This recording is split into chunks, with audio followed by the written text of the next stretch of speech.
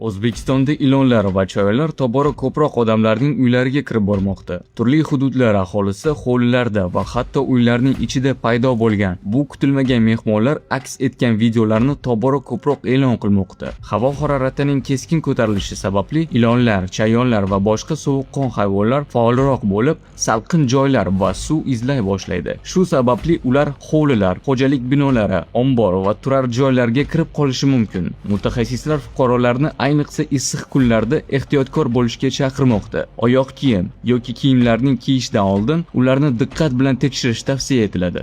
Hurmatli fuqarolar, Yangiyo'l tumani favqulodda vaziyatlar bo'limi ogohlantiradi.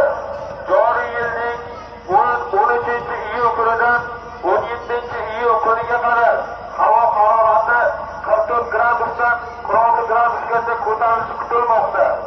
Shu munosabat bilan soat 12:00dan 16:00gacha zarurat bo'lmasa ko'chaga chiqmaslikni, ayniqsa bolalaringizni issiqda qoldirmasligingizni hamda quyosh ta'sirida qolgan oziq-ovqat va ichimlik mahsulotlarini iste'mol qilmasligingizni so'rab qolamiz. O'zingiz va yaqinlaringizni salomatligini asrang. Toshkent haqiqiy pechga aylandi.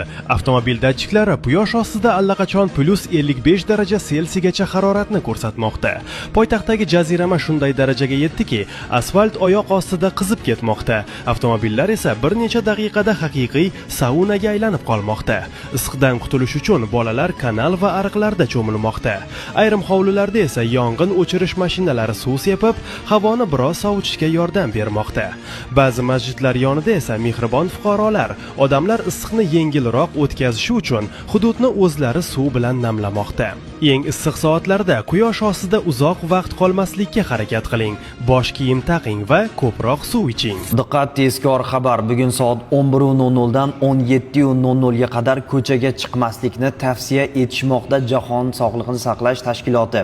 Jahon Sog'liqni saqlash tashkiloti Markaziy Osiyoni jazirama xavfidan ogohlantirmoqda. Mintaqada havo harorati 40 darajadan oshmoqda. Tashkilot davlatlarni issiqlikdan himoya choralarini kuchaytirishga chaqirmoqda. Bugun O'zbekistonda havo harorati 43 darajagacha ko'tarilishi mumkin. Mutaxassislar ko'proq suv ichishni, bosh kiyim kiyishni, soyada bo'lishni, havo aylanishi yaxshi joylarda yurishni va ayniqsa soat 11:00 dan 17:00 oralig'ida ochiq havoda kamroq bo'lishni tavsiya etishmoqda. Ushbu xabarni zudlik bilan yaqinlarga yuborib ogohlantirib qo'ying. O'zbekistonda qushlar dahshatli jazirama tufayli uchib ketayotganda halok bo'lmoqda. FVV esa ogohlantirish bermoqda. Ekstremal issiqlik va ultra binafsha nurlanishining yuqori darajasi sababli holsizlangan qushlar suvsizlikdan to'g'ridan-to'g'ri parvoz paytida yerga qulab tushmoqda. Shifokorlar aholidan ochiq quyosh ostida yurmaslikni o'tinib so'rashmoqda. FVV esa 13-iyuldan 17-iyulgacha havo harorati yanada ko'tarilishi haqida ogohlantirmoqda. Eng muhimi, bolalarni yopiq va qizib ketgan mashinalarda qoldirish hamda transport vositalarini quruq o'tlar ustiga qo'yish qat'iyan man etiladi. Assalomu alaykum. Va alaykum assalom. O'zbekistonda kuchli issiq sabab asfalt eriy boshladi. O'zbekistonda kuzatilayotgan anomal issiq tufayli ayrim hududlarda asfalt yumshay boshladi. Ba'zi avtomobillarning tashqi termometrlari +58 darajagacha haroratni ko'rsatmoqda. Quyosh nuri to'g'ridan-to'g'ri tushayotgan asfalt va boshqa joylarning harorati esa deyarli +60 darajaga yetgan. Tarmoqlarda uchayotgan qushlarning issiq sabab o'layotgani aytilgan videolar ham tarqaldi. Shifokorlar imkon qadar kunduzgi soat 12 dan 5 gacha ko'chaga chiqmaslik, ko'proq suv ichish va bosh kiyim kiyishni tavsiya qilmoqda. Konditsioner tagida yashashga tayyorlaning. O'zbekistonga anomal issiq kirib kelmoqda. O'zgidromet ma'lumotiga ko'ra 13-17-iyul kunlari mamlakat hududiga janubdan juda issiq havo oqimlari kirib keladi. Eng issiq kunlarda havo harorati respublika bo'yicha 41 dan 43 gacha daraja, shimoliy, janubiy va cho'l hududlarda esa 44 dan 46 gacha darajagacha ko'tarilishi kutilmoqda. Mutaxassislar aholiga kunning eng issiq vaqtlarida ehtiyot bo'lish, ko'proq suyuqlik iste'mol qilish va quyosh ostida uzoq vaqt qolmaslikni tavsiya etmoqda. Farg'onaliklar bugun soat 11:00 dan 17:00 ga qadar ko'chaga chiqmaslikni tavsiya etamiz. Jahon Sog'liqni saqlash tashkiloti Markaziy Osiyoni jazirama xavfdan ogohlantirmoqda. Mintaqada havo harorati 40 darajadan oshmoqda. Tashkilot davlatlarni issiqlikdan himoya choralarini kuchaytirishga chaqirmoqda. Ma'lumot o'rnida bugun O'zbekistonda havo harorati 43 darajagacha ko'tarilishi mumkin. Mutaxassislar ko'proq suv ichishni, bosh kiyim bilan yurishni, soyada bo'lishni, havo aylanishi yaxshi joylarda yurishni va eng asosiysi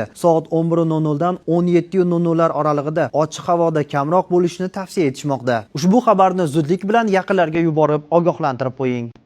Andijon juda ham isib ketdi. Andijonliklarni ogohlantiramiz. Kelayotgan hafta Andijondagi eng issiq hafta bo'lishi kutilmoqda. Agar malol kelmasa, bu ham Allohning bergan ne'mati deya gapimga qo'shiladiganlar bo'lsa, yurakchani bosib qo'ying. Men esa batafsil sizlarga ma'lumotni aytib o'taman. O'zgidrometning xabar berishiga ko'ra, Andijonda kelayotgan hafta, ya'ni dushanbadan shanbagacha, aniqroq aytadigan bo'lsam, 13-iyuldan to 17-iyulgacha eng issiq havolar kelishi aytilmoqda. Aytishlariga ko'ra, havo darajasi -40 va 41 darajagacha chiqadi. Turli hududlarda esa bundan ham vahima bo'lishi aytilmoqda. Agar siz ko'chada qanaqadir ishingiz bo'lmasa, uyda o'tirishingizni tavsiya qilamiz. Aziz yurtdoshlar, albatta ikki og'iz fikringiz kommentariy yozing. Kanalimizga agar obuna bo'lishni unutmang. Farg'onaliklarni favqulodda vaziyatlar bo'limi tezkor ogohlantirmoqda. Favqulodda vaziyatlar bo'limi 13-17 kunlari anomal issiq sabab tezkor ogohlantirmoqda. Unga ko'ra, soat 11:00 dan 17:00 da quyosh ostida uzoq qolmaslikni, ko'proq suv ichishni, yengil va ochiq rangdagi kiyim kiyishni, bolalar va keksalar bemorlarini issiqdan asrashni, mashinada bolalar va hayvonlarni qoldirmaslikni, quruq o'tlar va dalalarda olov yoqmaslikni, tamaki va yonuvchi chiqindilarni tashlamaslikni, elektr va gazdan ehtiyot bilan foydalanishni, ehtiyotsizlik yong'in va favqulodda holatlarga olib kelish mumkinligini eslatib o'tmoqda. Ushbu xabarni zudlik bilan yaqinlarga yuborib ogohlantirib qo'ying. Aziz kuzatuvchilar, ko'rib turibsiz, havo harorati kun sayin ko'tarilib, uydan chiqimiz kelmay qolyapti. Bunday jaziramada o'zimizni va yaqinlarimizni salqinlik bilan ta'minlash eng muhimi. Agar siz ham katta va qimmat konditsionerlarga ortiqcha xarajat qilmoqchi bo'lmasangiz, sizga ajoyib yechimni taklif qilaman. Mini konditsionerlar ixcham, xonangizni tez fursatda salqinlatadi va namlantiradi va eng asosiysi, cho'ntakka mutlaqo zarar qilmaydi. Narxi bor yo'g'i 89 ming so'm. Ishonasizmi? Atigi 89 ming so'm. Hamyonbop va sifatli, katta xarajatlarsiz salqin muhit. Ixcham va qulay. Istalgan xonaga, yotoqxonada yoki ish stolingizga va hattoki mashinalar ichida konditsioner yoqish o'rniga shuni qo'yib ishlatishingiz mumkin. O'zbekiston bo'ylab yetkazib beramiz. Jaziramadan qiynalib o'tirmang. Hoziroq buyurtma bering.